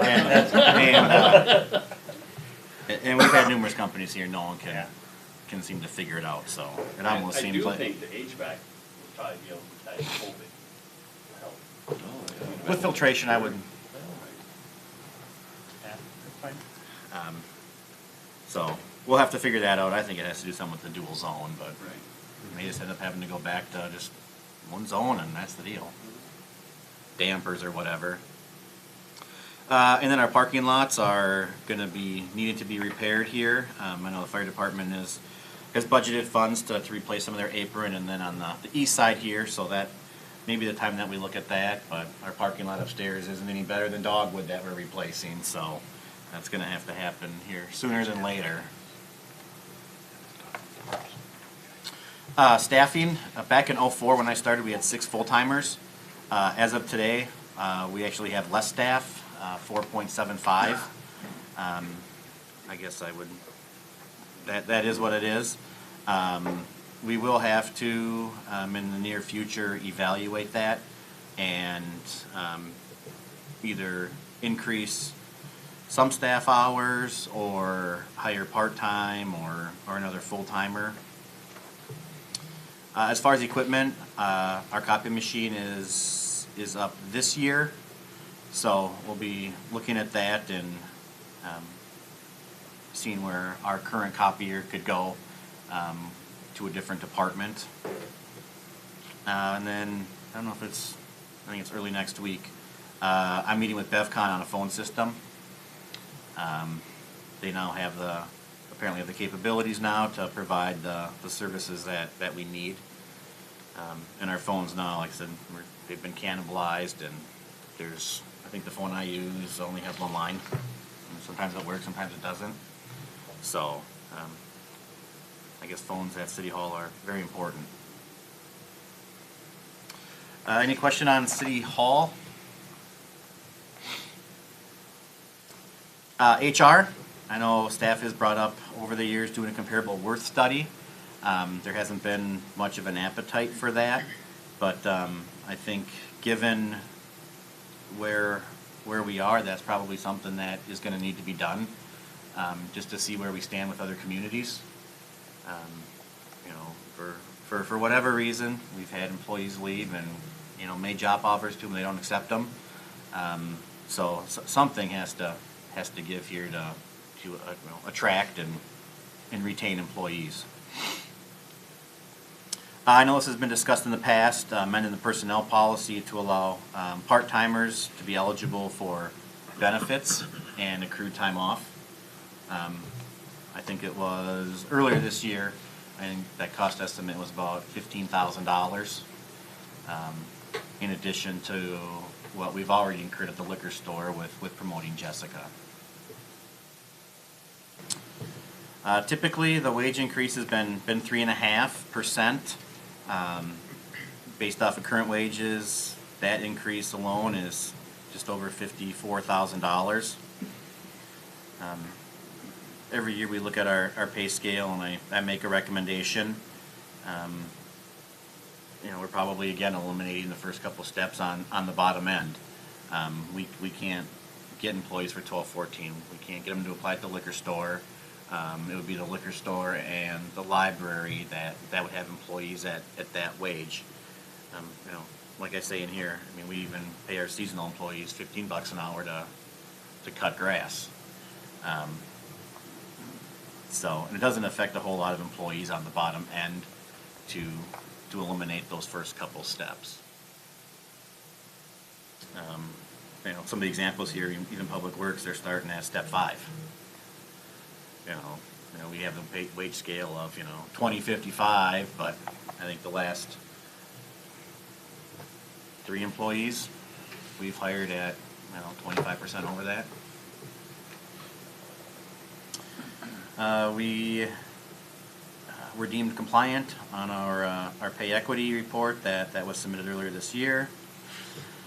I haven't talked to our health insurance agent, but did get the increase for the 2021-22 term, and that's increase of 4.5 or 4.25%, which equates to about $12,000.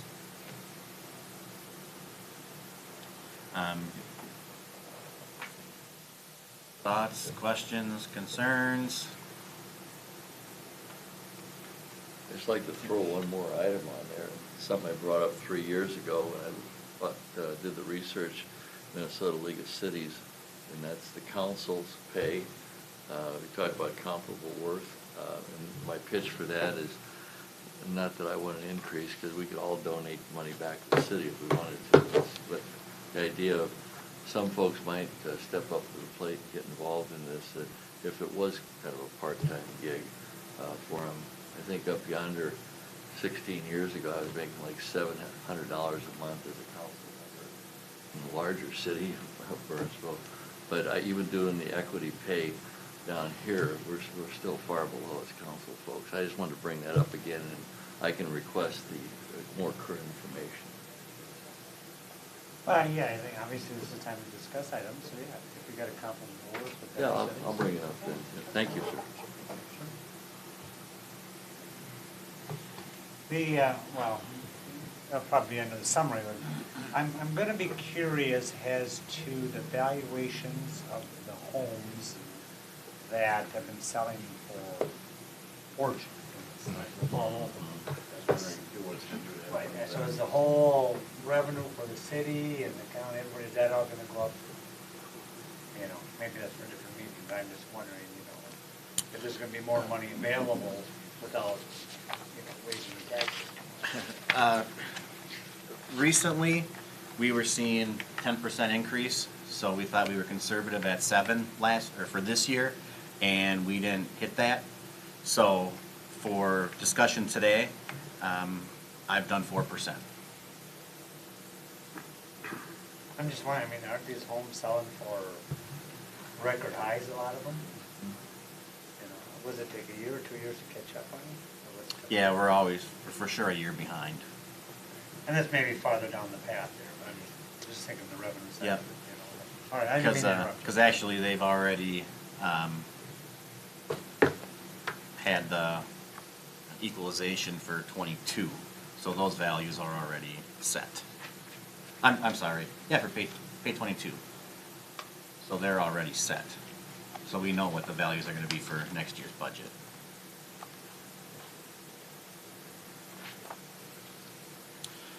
COVID money, I think you're getting what we're saying. It's not you can't, it's how we're doing it.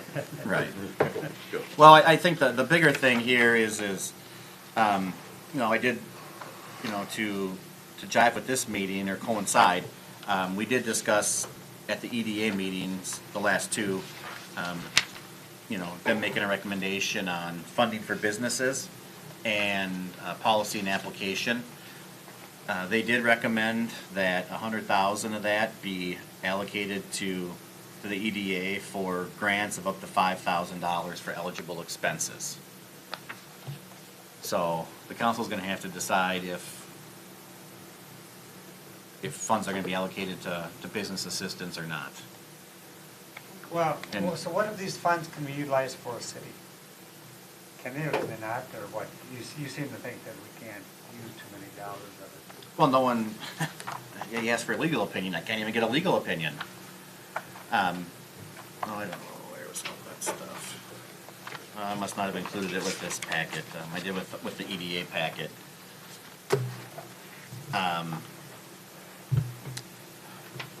Yes, there is stuff that the city can use it for, COVID mitigation. Lost revenue, like the liquor licenses, you know, things like that.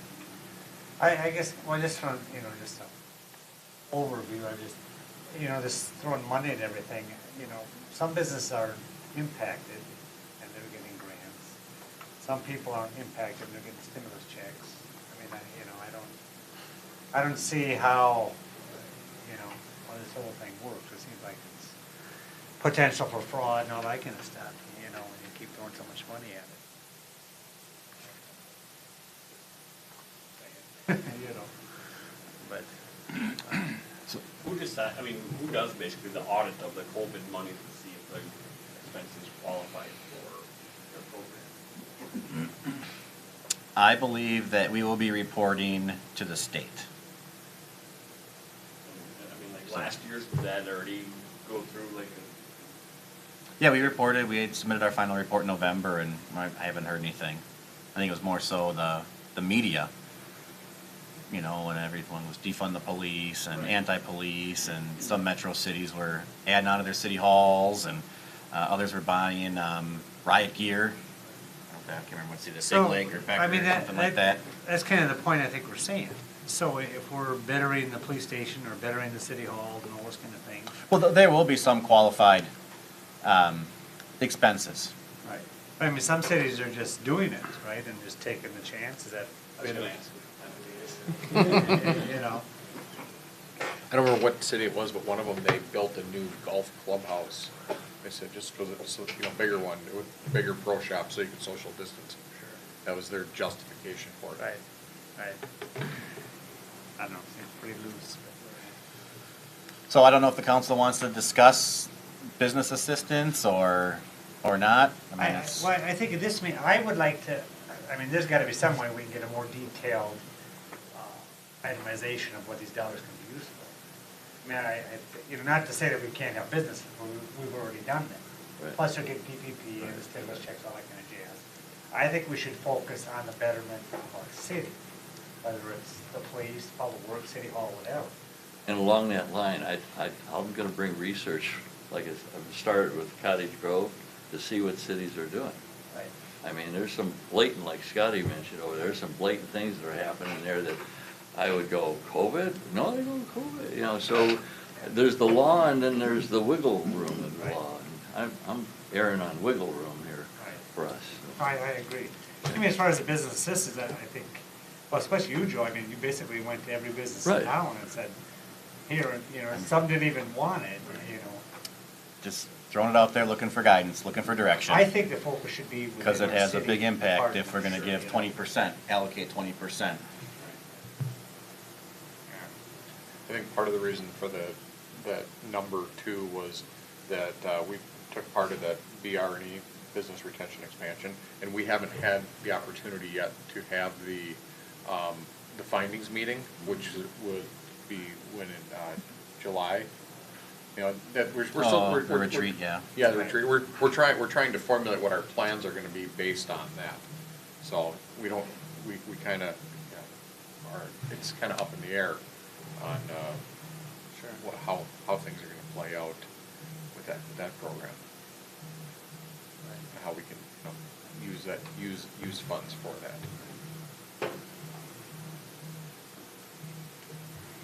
So I don't know if that answers your question or not, but I think the, you know, the research and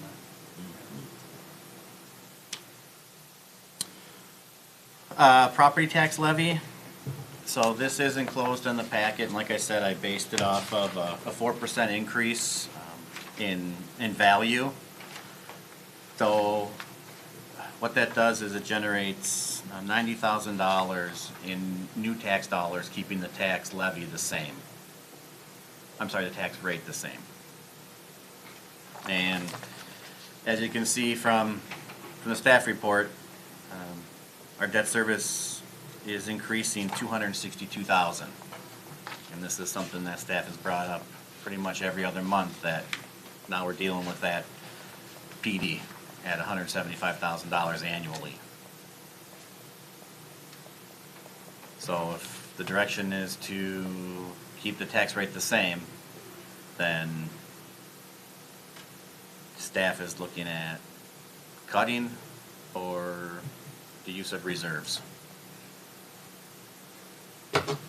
Your Honor, I've thought about this long and hard for a long time, and I thought the budget last year was too tight. I've mentioned that publicly, but as far as this debt service, the question is that primarily due to the park, Tritka Park over? I'm sorry, what's that? Is the debt service increasing primarily for what? Why is it increasing?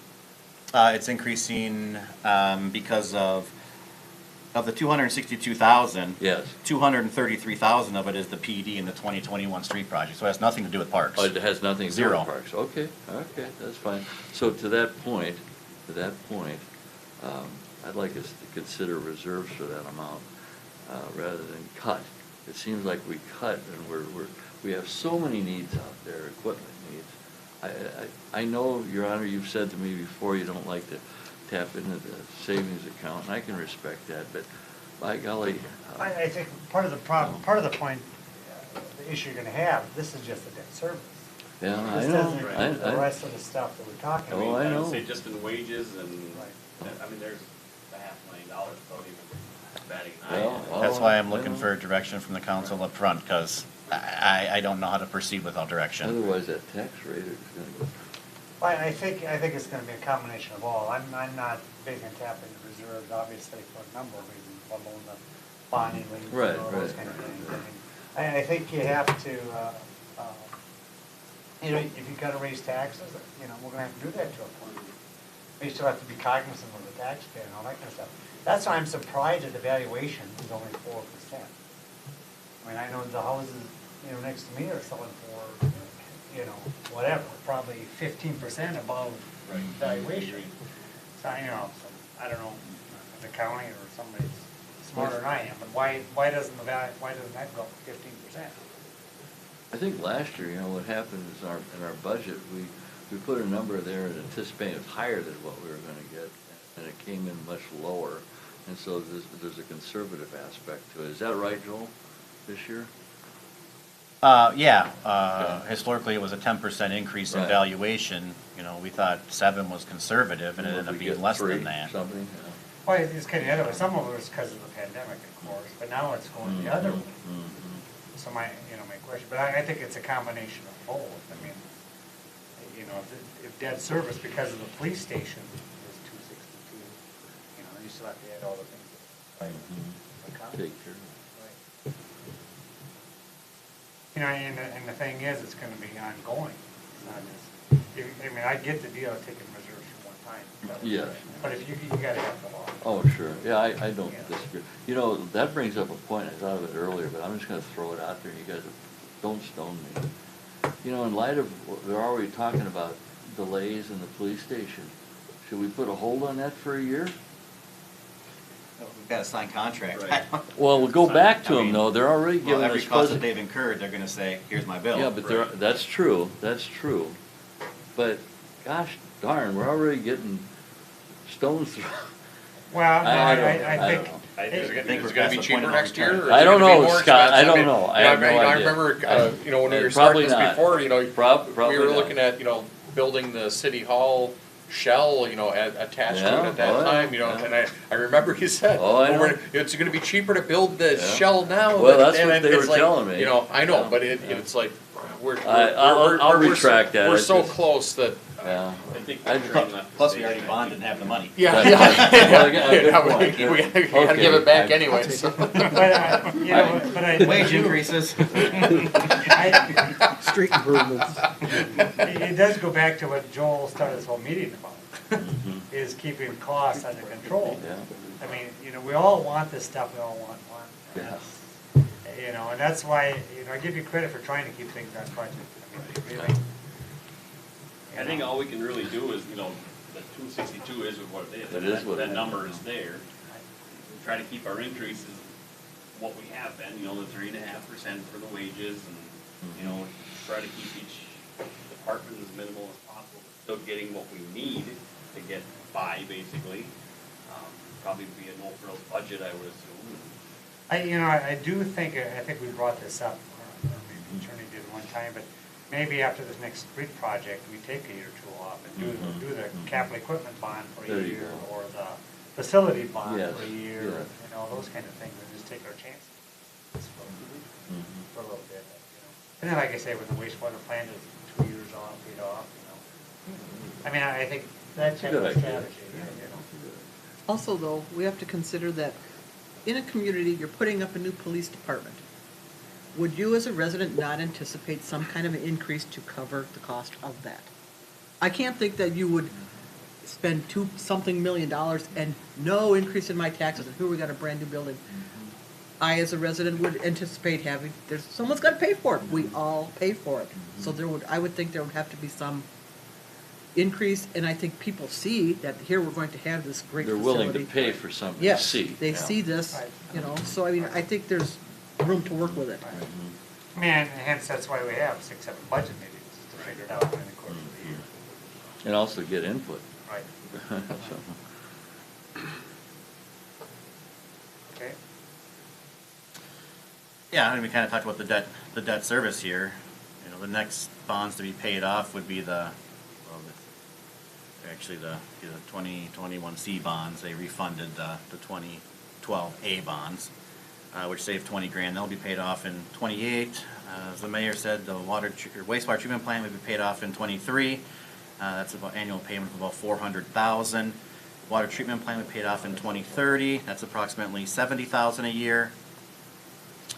As the city continues with the street projects, debt service will increase. I mean, just for the 2021 property tax, we've got this year's portion of the property tax for debt service was the 491. We've already got 753, so that's where I came up with the 266. You know, and if you wanna play the numbers, you could push off the 2021 street project tax levy of 58,000. So, and the reason I bring this up is because the way that we're doing it now is we fund it in the current year. So most of our payments are made in February. So the year-to-date runs a deficit. Most of them, I think, with the exception of one debt service, has a fund balance. But to get on track where you collect the money, so for the 2021 street project this year, to make our principal payment, you have to levy in 21, collect in 22, pay in 23. So 58,000 could be reduced from the debt service portion of the tax if you collected it in the current year with the payment. I guess I would like some direction from the council. What are you saying? So we have to budget, part of this 753,000, in that is 58,000. That's for that's the pay, the debt service on this year's street project. So we approve the levy to approve the budget and the tax levy in 21. So we levy it in 21, we collect it in 22, so we have the revenue, then we make the payment. What we're doing is levy in 22, collect and pay in 23. Does that change the schedule for like the homeowner at all? Nope. But then we're gonna have a negative year-to-date, and I know that Councilmember Cherney doesn't like that. I just wanna make sure if that's what we do, everyone knows this. You know, why is this negative number here? Well, we talked about it at the budget meeting. We're collecting and paying in the same year. I mean, it's just a numbers game, right? Well, I think, I mean, you it just- know, obviously, tonight's meeting to digest where we are, what we need, and all that good stuff. But, yeah. So the 4% valuation increase, that's set then for 22, is that correct? Or that's still an assumption? We can change that, yeah. It's No, still I an mean, the assumption. valuation. Correct, I don't know the whole overall, correct, Put it's that out there. preliminarily, Yeah. because, we would have had, everyone would have, either with or right before they get their main property tax statement, you got your notice to the equalization meeting where they said the value of your house for 22 is gonna be this. So, I mean, I I guess know. all I'm getting at is you It's an assume estimate. that a number, is there a chance it could be more revenue than that? or not? Yes. That's Sure. 4% Yes. is actually 21, right? No, It's just it's for 22. I'm guessing on that, because I'd have to go in and add up every property in the city to figure out what it was gonna be. So, the valuations of these houses or properties that we're tracking are from Beacon, they are the current 22 values. But I'm estimating a 4% increase on That's how you the got the $360 million. Right, so that's how you get to 89,000. Correct, You yep. know, and if it was a 5%, obviously, it'd be more. Yeah, That's I all mean, I'm I saying. think 100,000. There's more money on the table. But even if it went up $20,000 or $30,000, it's, Well, yeah, I mean. I guess it all helps, but Yeah. it's But not, you're right, the it's not the police end all station- be all. The police station's a big number, and we know that, and we'll just have to deal with it as we go down the path. Okay, anything else, or we got our 2 hours in? I do not, unless for the next meeting, the council wants specific information, or, I think maybe, you know, if you could just do a sum total of, you know, the projected new monies you're gonna need. I mean, obviously, the 262 is a debt service, but if you had the play wage and all that, actually see how far off we are. How much do you have to raise taxes to break even or whatever? You know, what's the tax rate example, you know, I can tell you that right now. Well, we'd rather do it the next Oh, meeting. yeah, let's wait. I know you're efficient, Joel, but, No, it's just changing no. the levy from 2.3 to add another 400,000. Oh, yeah, is that the number, is it 400? Well, I'm just, you know, if it's 262 and it's 60 for wage. That's what I mean, get that number, so I get the real number. Yeah, that's all I'm saying.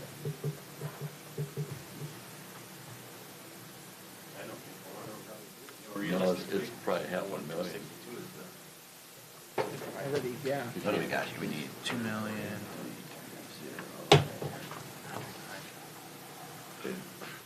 Hey, anything else you wanna bring up, anyone? No. Well, other than thank you guys, all the department heads and Joel Yes. for putting all that together. We really appreciate it. And we always figure out a way, right? Town's been around for what, 118 years? Still gonna be around. We adjourn. Motion by And Councilman second, Morales, Ryder. second by Councilman Cherney. Any further discussion? All those in favor? Aye. Opposed? Motion carries. This meeting